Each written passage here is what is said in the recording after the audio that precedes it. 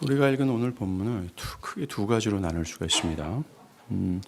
35절에서 38절까지 한 단락이죠. 이것은 39절에서 예수님이 보지 못하는 자들은 보게 될 것이다 라는 예시를 보여주고요.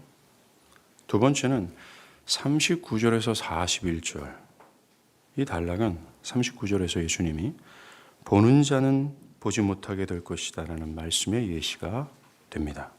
자, 먼저 보지 못하는 자들이 보게 되는 역사를 살피면서 과연 누가, 즉 어떤 자가 참된 기독교의 구원과 신앙을 가지고 있는 자인지를 살펴보겠습니다. 자, 주님이 39절에서 보지 못하는 자들은 보게 된다고 할 때에 이 보지 못하는 자들이 어떤 자인지를 살필 필요가 있죠. 이 사람들은 바로 우리가 몇 주간 다루었던 맹인되었던 자와 같은 부류의 사람들입니다. 태어날 때부터 맹인되었었던 자는 자신은 결코 눈을 뜰 수 없는 불가능한 자라는 사실을 뼛속 깊숙이 깨닫고 있었어요. 뿐만 아니라 자신의 힘과 지혜로는, 아니요, 이 세상의 모든 의술을 통해서는 평생 자신은 눈을 뜰 수 없는 무능력한 자임을 알았습니다. 그것처럼 보지 못하는 자들이란 자기를 참되게 아는 지식을 갖고 있는 사람들입니다. 즉, 자신이 죽을 죄인이라는 사실을 성령을 통하여 깨달아 자신의 견해와 지금까지의 신앙의 모습과 삶의 방향성 등등에 자신의 총체적인 모든 것이 틀렸음을 부정하며 자신은 지금 지옥의 형벌 앞에 서 있는데 문제는 자신의 힘과 지혜로는 그 형벌에서 자신을 구원할 수 없다라고 하는 자신의 무능력과 불가능함을 절절히 깨달은 자들이라는 것입니다.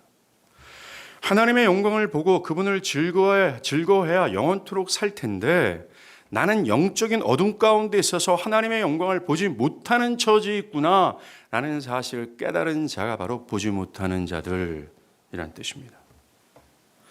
그것으로 인해 실제적으로 절망하고 슬퍼하며 하나님의 형벌 앞에 서 있는 자신을 발견하고 바들바들 떨며 어찌하면 받을 수 있을까? 어찌하면 내가 눈을 뜰 수 있을까? 라는 사실을 아는 자들, 이게 바로 보지 못하는 자들이며 주님은 결국 이들이 보게 될 것이다 라고 얘기한 겁니다. 즉 결국 이들이 참된 구원과 신앙을 하게 될 것이다 라는 겁니다. 마태복음 5장 3절에서 예수께서 심령이 가난한 자는 복이 있나니 그들이 천국이 그들의 것입니다 라고 말씀하셨습니다. 즉 주님은 천국이 누구의 것인 줄 알아? 심령이 가난한 자들의 것이야 라고 말씀하셨어요. 여기서 말하는 심령이 가난한 자들이 오늘 본문에 예수님이 말씀하시는 보지 못하는 자들이에요.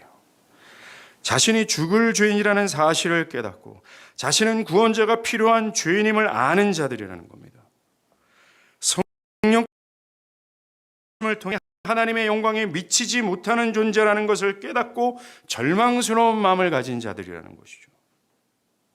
아까도 언급한 것처럼 하나님께 이르러서 그의 영광을 보고 그를 지상 최고의 기쁨으로 여겨야 내가 영원토록 살 텐데 나의 죄악으로 인해 그렇게 못할 처지에 있음을 아는 참되게 자신을 아는 지식을 가진 자라는 거죠.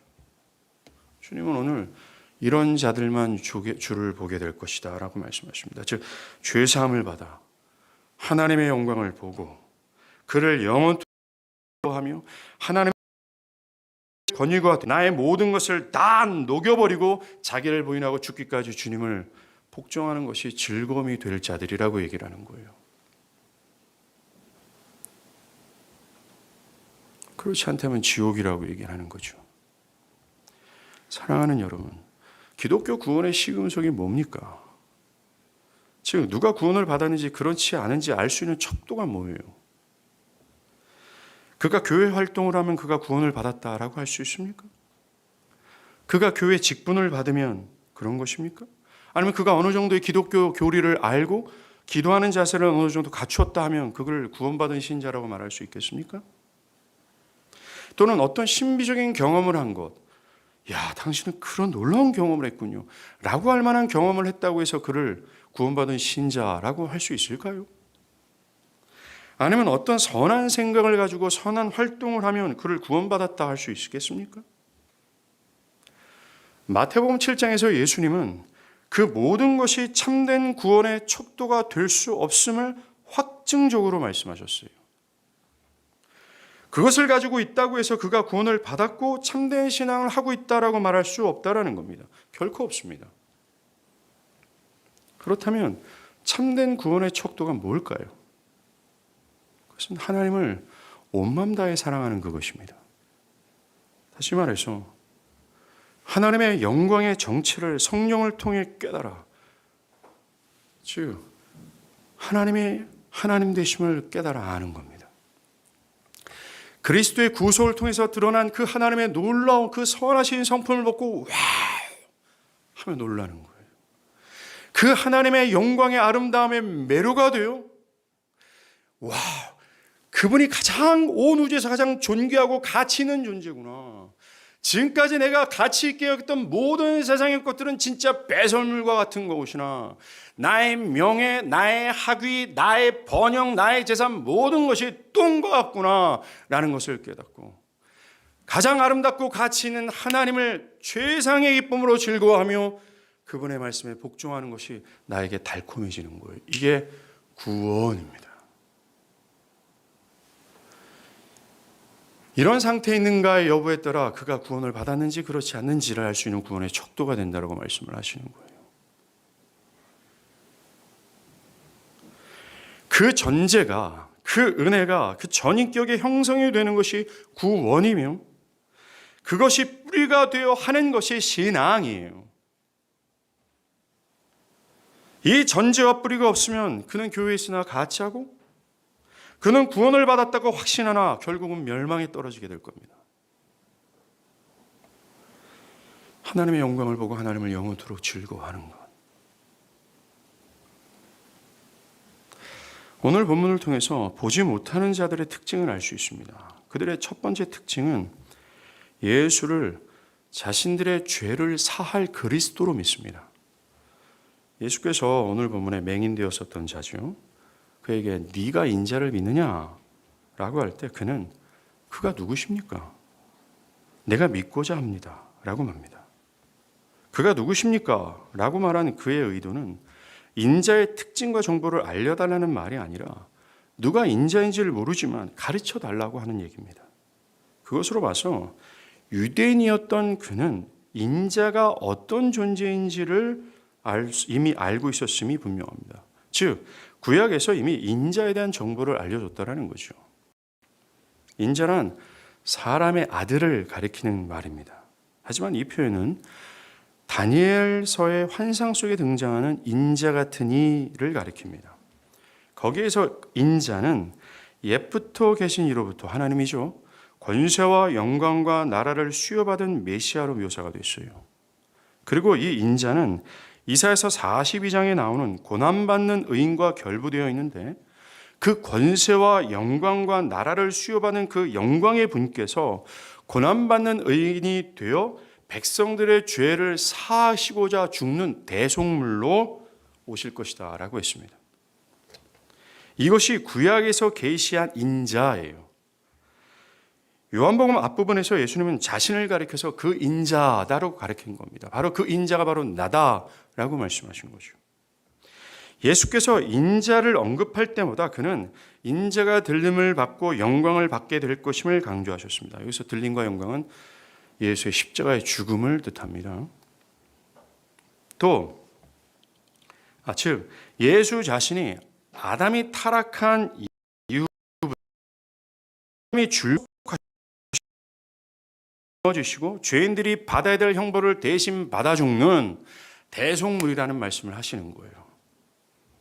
또 인자에 대한 구약 성경의 계시는 최후의 심판이 인자에게 맡겨진 것을 강조합니다. 결론적으로 인자란 죄인들의 죄를 사하시는 영적인 구원자며 영원한 생명과 죽음을 가늠하는 심판주를 가리키는 거예요. 인자다라는 겁니다. 예수가 내가 인자야 라고 말하는 것은 내가 죽어마땅한 죄인들의 죄를 사할 대속자며 영원한 영적인 구원자야. 또한 내 손 안에 영원한 죽음과 생명을 가늠하는 심판이 나에게 있어 라고 말씀하시는 겁니다. 예수님은 자신을 정치적이면서 육적인 메시아로 여기는 그 당시 사람들의 오해를 불식시키기 위해 자신을 이스라엘 임금 왕 중에 인자로 그것으로 자신이 죄사함과 영생을 위해 고난받는 분임을 강조하고 그것을 통해서 자신을 오해하는 개념을 불식시키고자 하셨다라는 겁니다. 자신을 인자야, 나는 인자야, 내가 모든 죄인들을 위해서 대신 죽는 대속물 바로 내가 인자야라고 말씀하시는 것은 사람들에게 가장 먼저 필요한 것이 자신들의 죄를 사야 될 그 문제이고 또는 자신들의 죄를 사할 영적인 그리스도가 그들에게 가장 필요한 존재임을 어필하기 위해서라는 거예요. 동시에 자신은 그 영적인 메시아임을 강조하신 것입니다. 그러나 그 당시 유대인들은 자신들을 죄에서 구원할 그리스도를 갈망한 것이 아니었습니다. 즉 영적인 구원을 주시는 인자를 바랬던 것이 아니라 이들이 바랬던 그리스도는 자신들의 이 현실의 결핍의 문제를 해결해 줄 수 있는 그리스도를 바랬다라는 거예요. 로마의 압제에서 억울하게 살아가는 자신들의 육적인 문제가 해소되어서 영원한 다윗의 왕조가 건설되는 것. 그래서 그곳에서 자신들의 육적인 풍요와 온 세계에서 자신들이 왕노릇하는 것을 구했다라는 겁니다. 그것을 주는 그리스도를 바랬다라는 거예요.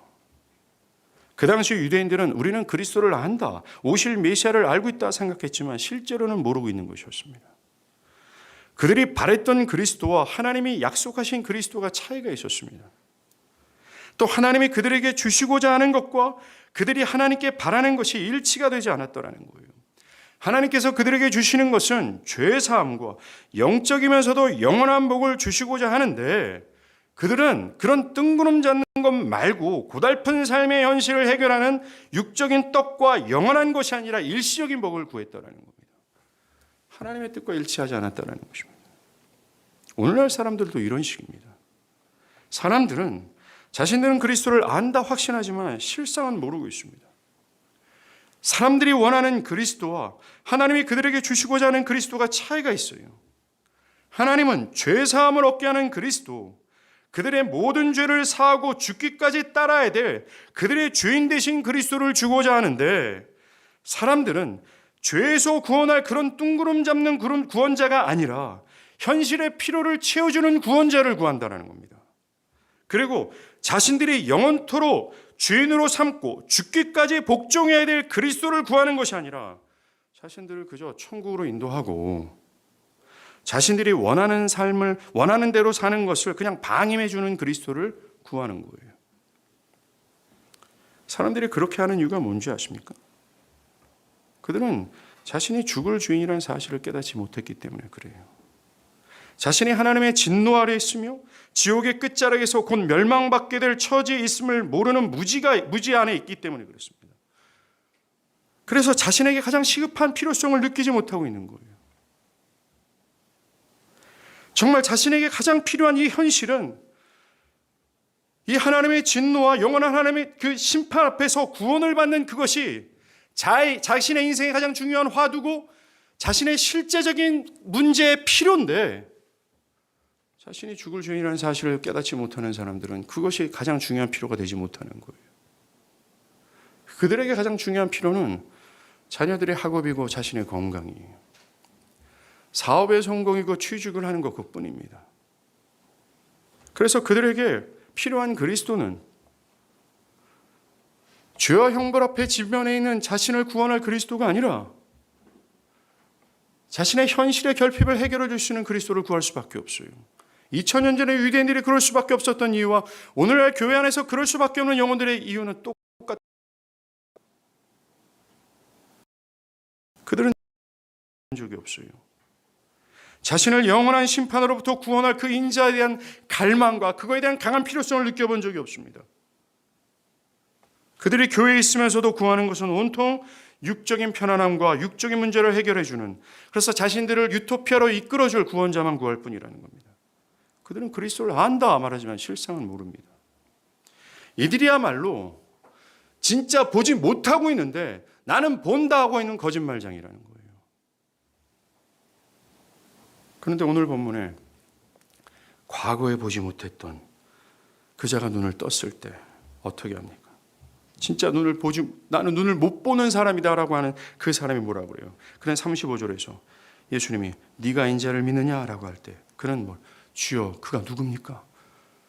가르쳐 주십시오. 내가 그 인자라고 얘기합니다. 이 답변은 곧 자신은 그 인자가 필요한 죄인입니다. 심판의 결정자이신 그 인자를 내가 따르겠습니다라는 시인이 자신은 죄로 인해 하나님의 영광을 못 볼 그런 죄인입니다. 그런 존재입니다. 그러니 나를 구원하시고 눈을 떠 하나님의 영광을 보게 해 주십시오라는 거예요. 그 인자가 나에게 필요합니다라는 거예요. 인자가 주실 그 죄사함이 나에게 필요합니다라고 고백합니다. 누가요? 보지 못하고 있는 사람이 말입니다. 이처럼 보지 못하는 자들의 특징은요, 그리스도를 육적인 떡을 주시는 그리스도로 믿는 것이 아니라 그리스도를 인자로서 믿어요. 여러분들 요한복음 6장에서 우리가 살폈죠. 오병의 기적을 경험했던 그들은 열심으로 그리스도를 따랐습니다. 그 누구 못지않은 열정을 그들은 보였어요. 그런데 주님은 뭐라고 합니까? 너희들이 나를 따르는 이유가 떡을 먹고 배부르기 때문이 아니냐. 떡 때문에 나를 따르는 것이. 이것이 보지 못하는 자들이에요. 자들은 오병이어 자체가 아니라 그 오병이어를 베푸신 그리스도가 인자임을 믿고 그 인자가 주실 죄사함을 구하는 것이죠.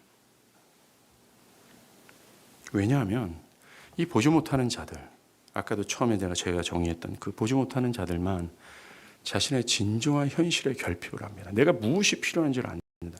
가장 필요하고 가장 긴급하게 내가 얻어야 될 것이 무엇인지를 알아요. 그래서 그리스도를 인자로서 믿습니다. 정말 이들은 상식적인 기독교를 가졌다 말할 수 있습니다. 기독교 신앙이 뭡니까?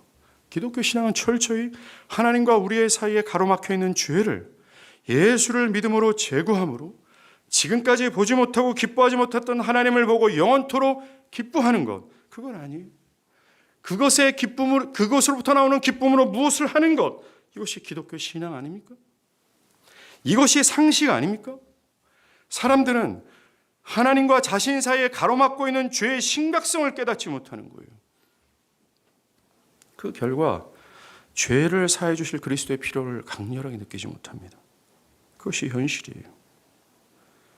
여러분, 하나님의 영광을 보고 그를 최상의 부부로 즐거워하게 될 그런 자들은 사실 자신이 보지 못하는 죄인이라는 사실을 압니다. 그리고 보고자 하죠. 자신들에게 죄사함과 생명을 주시는 그리스도를 강렬하게 소망하고 그를 붙잡고자 합니다. 마치 맹인이었던 그가 눈뜨기를 간절히 바랬던 것과 같이 말이죠. 보지 못하는 자들은 그런 강렬함과 소망이 있어요. 자, 이제 여러분은 어떻습니까? 여러분들은 보지 못하는 자들입니까?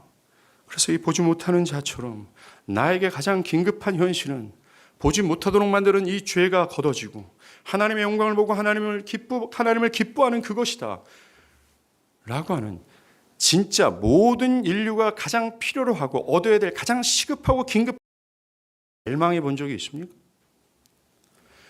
내가 하나님의 진노 아래 있고 내 앞에는 하나님의 영광이 직면해 있구나. 이 지옥의 형벌에서 어찌하면 내가 구원을 받을 수 있으리까? 라고 하면서 내가 영적인 어둠 가운데 있어서 이 현실로는 나는 망하게 되었구나. 나는 정말 보지 못하는 자구나. 나는 그리스도를 알지 못하는구나. 오 인자되신 그리스도시오, 나를 여기서 좀 구원해 주세요 라고 하는, 보지 못하는 자들로 있어 봤습니까? 저는 지금 누가 기독교의 구원과 신앙을 얻을 수 있는 자인지를 말씀해 드리는 겁니다. 보지 못하는 자들의 두 번째 특징은 이겁니다. 예수를 적극적으로 따르고자 하는 의지가 있고요, 예수를 적극적으로 따르고자 하는 생각의 변화를 받은 자들이에요.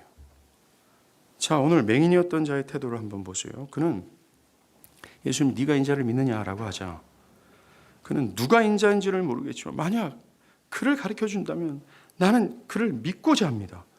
매우 적극적인 의지를 엿볼 수 있어요. 결국 그가 내가 믿고자 하나이다 라고 할 때 예수는 그 인자가 바로 나야 라고 그 인자의 정체를 밝히시죠. 여기에서 보지 못했던 자는 결국 봅니다. 하나님께서 신구약 전체의 역사를 통해서 우리들에게 주고자 했던 은혜의 핵심, 모든 인류가 알아야 되며 얻어야 될 가장 큰 소중한 은혜를 그는 맛보게 돼요. 정말 요한복음 7장 17절의 말씀이 그대로 이루어집니다. 한번 찾아볼게요. 요한복음 7장 17절입니다. 요한복음 7장 17절이에요.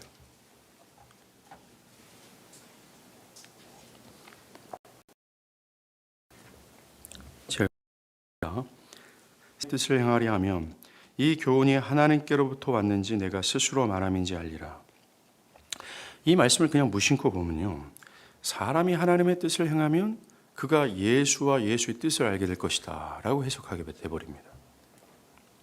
그래서 기독교 구원과 신앙이 마치 인간의 의지적 행위에 대한 보응으로 해석될 수 있다고 보는 거죠. 즉, 사람 안에 하나님의 뜻을 순종할 수 있는 의지가 원래부터 있어서 그 의지로 순종하게 되면 구원을 받게 될 것이다 라고 해석하게 됐다라는 것입니다. 그렇게 되면 신학적으로 굉장히 큰 문제가 발생하게 되죠. 성경은 타락한 인간의 의지 안에는 결코 하나님의 말씀에 순종할 수 없고 순종하려 하지 않는다라고 선언합니다. 그럴 의지가 없다라고 얘기를 하는 거죠. 그리스도를 따라갈 생각조차 하지 못하는 저지에 있다라고 성경은 선언합니다. 그러하게 이 구절의 의미는 그것이 아닙니다. 여기에서 예수님이 사람이 하나님의 뜻을 행하려 하면 이라는 의미는 어떤 사람이 하나님의 뜻을 행하고자 하는 의지와 생각이 있으면 이란 뜻이에요. 주님은 이처럼 어떤 사람이 하나님의 뜻을 행하고자 하는 의지와 성향이 있으면, 또 그렇게 하고자 하는 생각이 있으면 그리스도와 그리스도의 뜻을 깨닫게 될 것이다, 즉 구원을 받게 될 것이다 라고 말씀하시는 겁니다. 이것은 예수와 그의 뜻이 하나님으로부터 왔는지를 알기 위해서는, 즉 구원과 신앙을 하기 위해서는 먼저 무엇이 변화를 받아야 되는지를 설명한 내용입니다. 우리가 기독교 신앙을 하고 구원을 얻으려면 가장 먼저 변화를 받아야 되고 변화되어야 될 지점이 어디냐라는 말씀하시는 겁니다. 사람의 의지와 생각이라고 얘기하는 거예요. 성경에서 말하는 어떤 의지, 생각은 이겁니다. 즐거움을 가지고 어떤 것을 집착하고 줄곧 마음 편안하게 하며 기울어지는 것. 무심코 있을 때도 끌리는 겁니다. 그 마음 안에 마땅하다고 생각하는 거죠. 거기에 또 기울어지는 겁니다. 이것을 의지, 생각이라고 얘기하는 겁니다. 오늘 사건이 그것을 증명해 줍니다. 여러분들, 맹인되었자는 자는 기꺼이 인자를 믿고자 하는 의지가 있어요. 적극적인 생각이 있었다는 것입니다. 그렇습니다. 결국 그 의지와 생각의 변화를 가진 자, 요한복음 7장 17절에서 하나님의 뜻을 행하려 그 자가 38절에 어떻게 합니까? 절합니다. 그래서 절했다라는 표현은 예수께 자신의 모든 것을 순복하고자 하는 뜻을 나타내는 거예요. 내가 그의 뜻을 기꺼이 받아들이겠다라는 표현입니다. 그를 하나님과 같이 예배하겠다라고 하는 의지의 표현이에요. 그렇습니다. 나는 보지 못하는 죄인이구나. 이 깨달은 자들은, 즉 내가 하나님의 진노 아래 있고 지옥의 형벌 앞에 직면해 있는 죽어마땅한 죄인이구나라고 이란 사실을 깨달은 자는 그의 모든 의지와 생각이 어디로 기울어지는 거예요? 구원자께 기울어지게 되는 겁니다. 구원자를 붙들고 싶고, 구원자를 믿고 싶고, 구원자를 탐하고 싶고, 구원자를 붙들고 싶어하는 그 갈망과 의지로 생각이 변화되고 전환된다고 얘기하시는 거예요. 그런 변화된 의지와 성향을 가지고 그리스도를 따라요. 그래서 참된 구원을 받고 참된 신앙을 하는 신자는 그리스도를 따르는 이유가 상을 받기 위해서나 벌을 피하기 위해서 그리스도를 따르는 게 아닙니다. 그는 내가 보지 못하는 저죄에 있구나. 진짜 형벌을 그리고 싶어하는 열망 가운데 존귀하게 보이시는 유일한 구원자 그리스도를 간절히 믿고 그를 죽기까지 따라가고자 하는 의지와 성향으로 바뀐 거예요. 그 성향을 가지고 신앙하는 겁니다. 그런데 오늘날 불행하게도 이 의지의 변화, 이 생각의 변화가 없이 교회 안에 머물러 있는 사람들이 참 많습니다. 그들의 신앙은 참으로 불행해요. 교회 있으나 기쁨을 맛보지 못하죠. 기꺼이 즐거움으로 순종하는 것이 없습니다. 그리스도를 위해서 죽는 것이 기쁨이 되지 못해요. 주님도 건강한 자에게는 의원이 필요 없다. 병든 자에게라야 의원이 쓸데있다. 나는 의인을 부르러 온 것이 아니라 죄인을 부르러 왔다. 맞아요. 여러분들, 건강한 자는 의원을 필요하지 않습니다. 병든 자만 의원의 필요를 느껴요. 똑같습니다. 보지 못하고 내가 무능력한 존재구나. 그 사실을 깨달은 자들만한 눈을 뜨게 할 구원자를 필요로 해요. 눈을 뜨게 할 구원자에 대한 의지와 생각으로 바뀌게 된다는 겁니다. 자연스러워요, 그것이. 그것이 기쁨이 된다는 것입니다.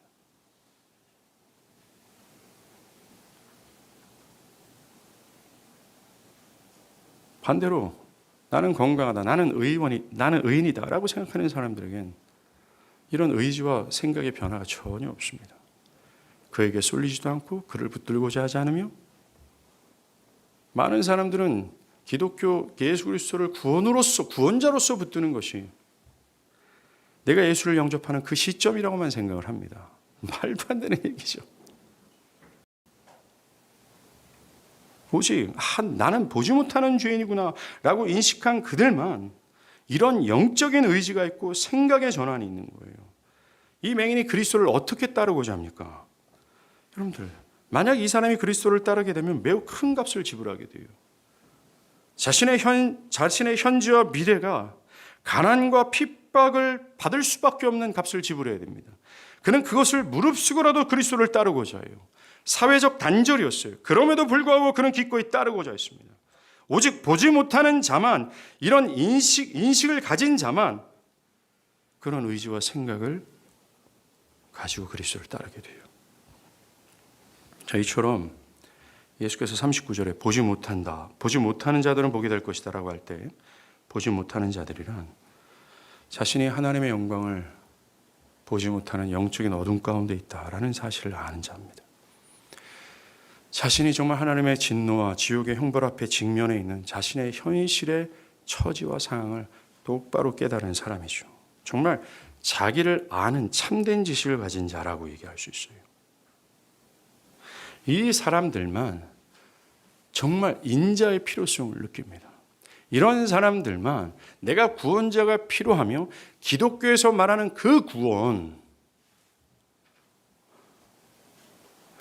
육적인 피로와 육적인 평안을 주는 그리스도와 구원이 아니라 신구약 전체가 하나님의 아들을 내어주시면서까지, 아들을 십자가에 대롱대롱 매달리면서까지, 아들을 처참한 죽음으로 내면서까지 주고자 했던 그 구원, 그 구원의 아름다움과 구원의 필요성을 강렬하게 느껴요. 이런 사람들만.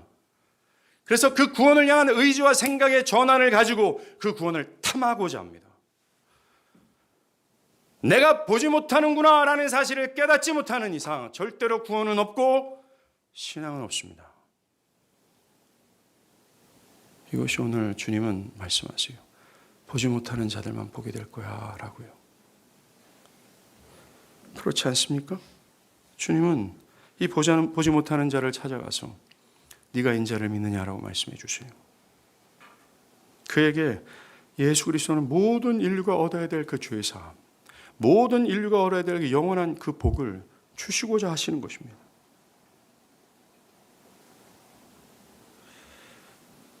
오늘 주님은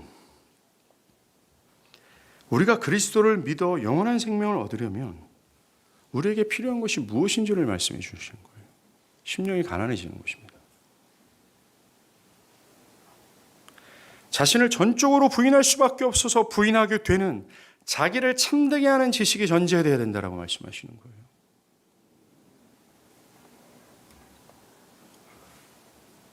이것이 없이는 절대로 보지 못한다라고 주님 말씀하시는 겁니다. 이제 우리는 두 번째 큰 주제로 넘어갑니다. 즉 스스로 본다고 하는 사람들이죠. 이 사람은 보지 못하는 자들의 반대입니다. 바리새인과 같은 자들이죠. 39절에서 보는 자들은 보지 못하게 될 거다라고 할 때 여기서 보는 자들은 실제로는 보지 못하고 있어요. 그런데 스스로 본다고 생각하는 사람들입니다. 자신은 참되지 않은데 참된 구원과 신앙을 가졌다고 자신만만하게 확신하는 자들이에요. 41절에서 예수님은 너희가 본다고 하니 누구를 겨냥하는 겁니까? 바리새인들이에요. 너희 죄가 그대로 있다라고 얘기합니다. 즉 스스로를 본다고 생각하는 사람들은 그 죄가 그대로 있어요. 이와 같은 부류의 사람들입니다. 이들의 진실은 아직 구원을 받지 못한 상태에 있어요. 다르게 표현하면 죄의 사함을 받아 하나님의 영광을 보고 하나님을 즐거워함으로 그의 말씀이 나의 최고의 권위가 되어 마땅히 주의 말씀에 복종하는 것이 마땅한 것이 아니냐, 나에게 큰 즐거움이다 라고 변화되지 않았어요.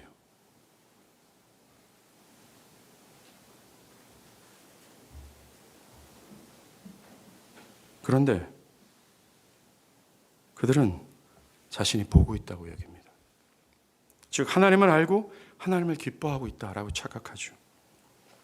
잠언 30장 12절에 스스로 깨끗한 자로 여기면서 오히려 그 더러운 것을 씻지 아니하는 무리가 있다라고 말씀하신 것처럼 이들은 자신의 마음과 상태에 대해 심각한 문제가 있어요. 그런데 아무 문제가 없다고 확신합니다. 아까 보지 못하는 자의 모습과 정반대 아닙니까? 그는 자신의 문제가 있다고 생각해요. 문제의식을 너무나 명백하게 깨닫고 있습니다. 가지고 있습니다. 근데 이들은 그것이 없어요. 사도 바울도 그리스도를 진정으로 만나기 전에 자신에 대한 문제의식을 못 느꼈어요. 왜냐하면 그는 잘못된 전제를 가지고 있었기 때문에 그렇습니다. 그는 뭐예요? 오직 믿음이라는 전제가 아니라 사람이 의롭다함을 얻는 데 있어서 율법의 행위로도 가능하다라는 전제를 가지고 있었습니다. 바리새인들처럼. 그래서 그는 율법에 열심히 있는 자신을 구원받은 하나님의 백성으로 자부했고 특심 있는 자로 평가했어요. 그 결과 자신은 문제가 아무것도 없는 겁니다.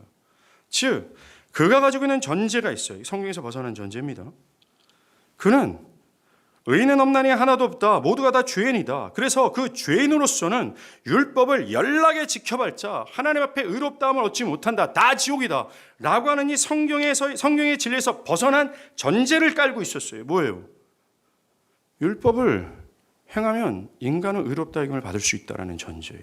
그런데 그는 율법에 있어서 유대인 전체 중에서 특심을 가지고 있었다는 겁니다. 이 잘못된 전제에 의해서 자신을 평가한 거예요.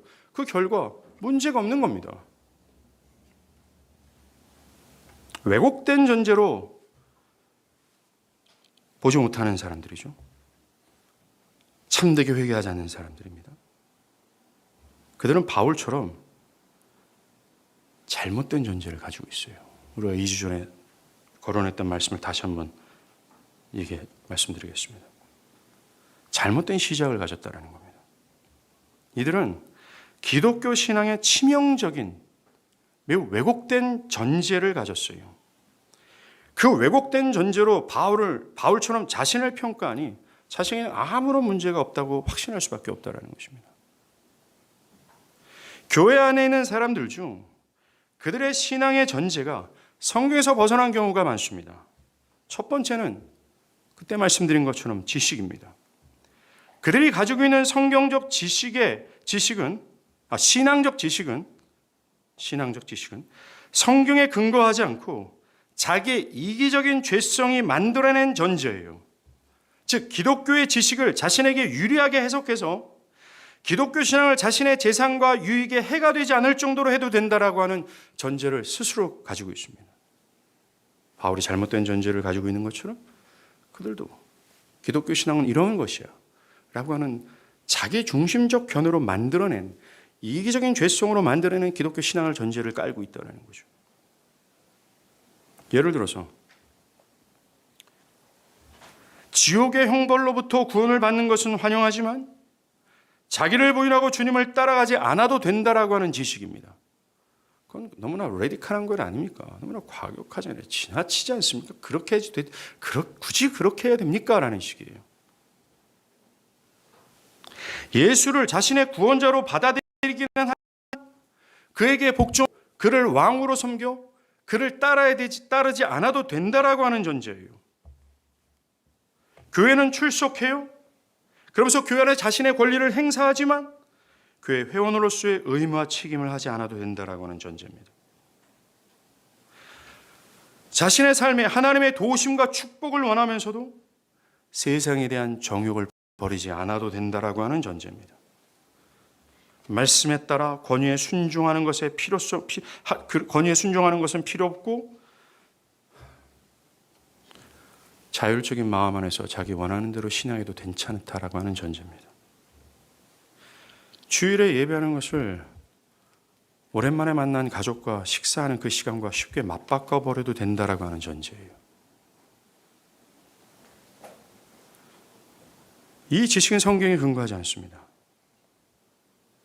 성경은 죽기까지 주님을 따라야 되며 형제나 자매, 아비나 어미를 나보다 더 사랑하는 자는 내게 합당치 않다라고 하십니다.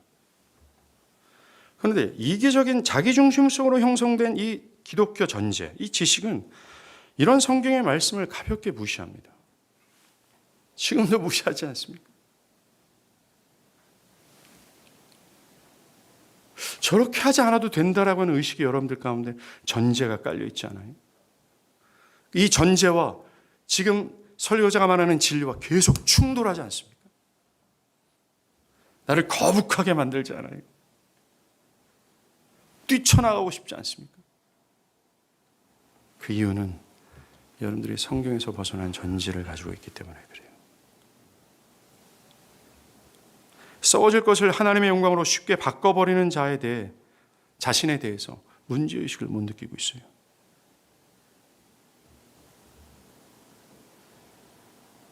이런 잘못된 전제 안에서, 잘못된 지식 안에서 자신은 신화하고 살고 있기 때문에 그 전제를 기반으로 자기를 평가하다 보니 문제가 없는 겁니다.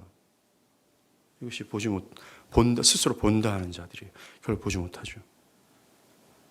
그리고 두 번째, 잘못된 전제는 경험입니다. 이 경험적 전제는 진짜 무서워요. 예를 들어서 어떤 사람이 현재 나는 복음을 압니다. 그리고 은혜를 압니다. 그러나 내가 지금 이렇게 신앙할 수밖에 없는 이유는 첫사랑을 잃어버렸기 때문입니다. 라고 말할 때 복음을 한다, 은혜를 한다, 첫사랑을 거론할 때 대부분의 사람들은 자신의 어떤 희미한 경험을 전제로 그렇게 말하는 경우가 많습니다. 과거의 신앙이죠. 과거의 어떤 경험입니다. 여러분, 추억은 우리를 많이 속인다라는 사실을, 추억은 굉장히 과장되게 하잖아요. 특별히 군대 갔다 온 사람이 군대에 대한 얘기를 할 때 저는 진실이지만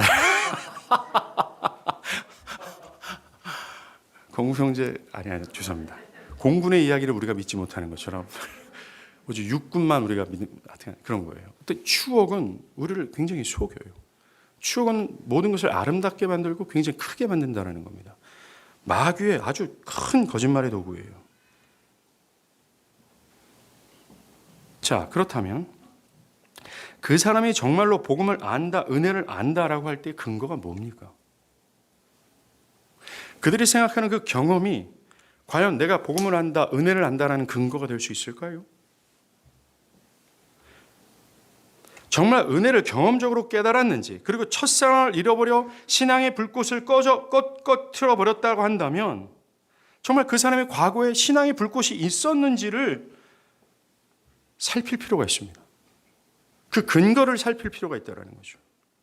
그 사람이 복음을 안다, 은혜를 안다라고 할 때 그 경험적 전제가, 그 경험이 진실로 자신의 내면과 삶을 전폭적으로 개혁하고 진리에 대한 사랑과 하나님을 기뻐하는 것으로 이끌어 자기를 부인하고 하나님의 뜻에 기쁨으로 복종하도록 하는 은혜로 나타났는지, 그것이 진실하면 지금도 그렇게 되겠죠. 그것이 진정이라면 지금도 그것은 분명히 지속되고 있을 겁니다. 왜냐하면 기독교의 모든 은혜는 영원성의 성질을 가지고 있기 때문에 그래요. 아니면 단순히 어느 한때 성경 공부를 어느 정도 진지한 태도를 가지면서 배웠다든가, 아니면 어떤 특정한 집회에서 한 번쯤의 뜨거움이었든지를 확인해 봐야 되는 거예요. 근데 무서운 것은 사람들이 고집하는 이 경험적 전제는 후자일 경우가 참 많습니다.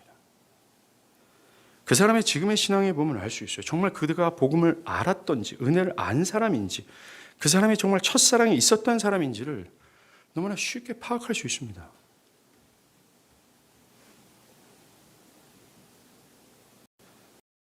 문제는 그 잘못된 전제가 그를 자신은 눈을 뜬 자라는 확신을 주기 때문에 그렇습니다. 실상은 보지 못하고 있는데 보고 있다라고 확신하게 만드는 거예요. 그의 신앙과 구원이 참되지 않은데 나는 이미 그런 경험을 했어. 나는 죄인임을 깨닫고 슬퍼했고 우울했으며 구원을 위해 진지한 고민을 한 적이 있어 라고 자신을 참되다 고집하게 되는 겁니다. 결국 보지 못하게 되는 거예요. 보지 못하는 자들의 나타나는 열매가 없어요. 근데 본다고 얘기합니다. 근데 문제는요, 정말 고린도 후서 10장에서 말하는 것처럼 난 본다? 라고 하는 이 고집스러운 사람들의 어떤 내면, 이 모든 전제는 견고한 진과 같아요. 성령이 아니고서는 절대로 자기를 부인하지 못합니다.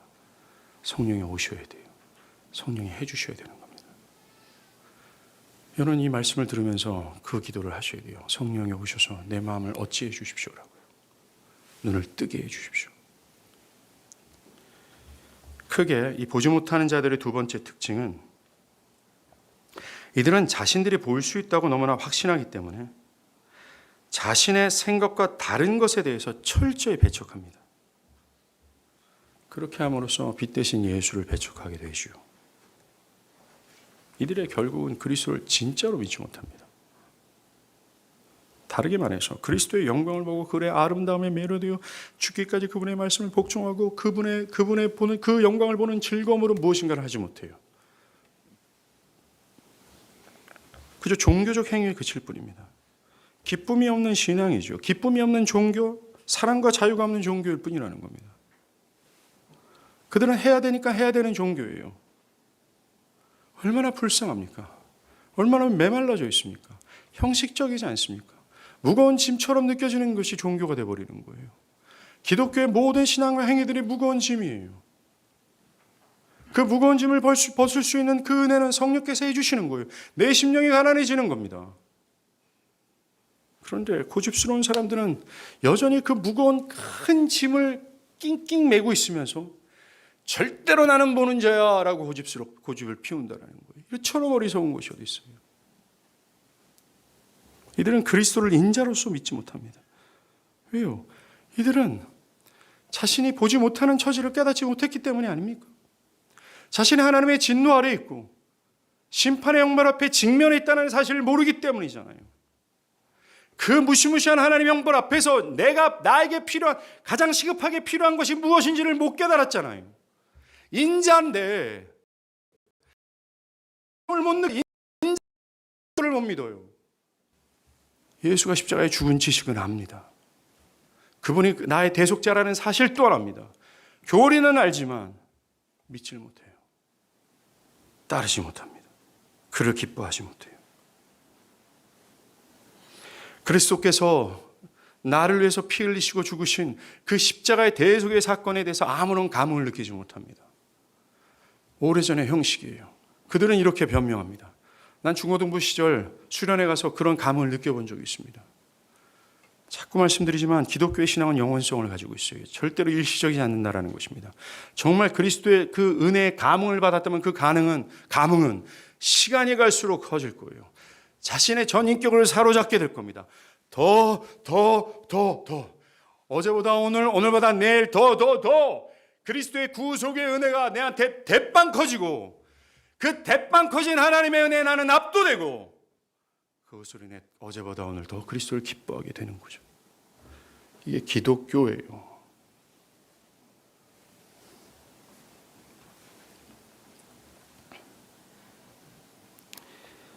결국 난 본다? 실제적으로는 보지 못하는데 난 본다? 라고 하는 사람들에게 심판이 내려집니다. 뭡니까? 보지 못하게 되는 거예요. 주님은 오늘 마지막 구절이죠. 39절입니다. 내가 심판하러 왔다. 그것은 보지 못하는 자들을 보게 하고 보는 자들은 맹인이 되게 하려 합니다. 라고 하십니다. 주님은 지금 마음의 교만을 버리고 심령이 가난하여 자기를 낮추는 것이 아니면 절대로 눈뜨지 못한다라고 말씀하십니다.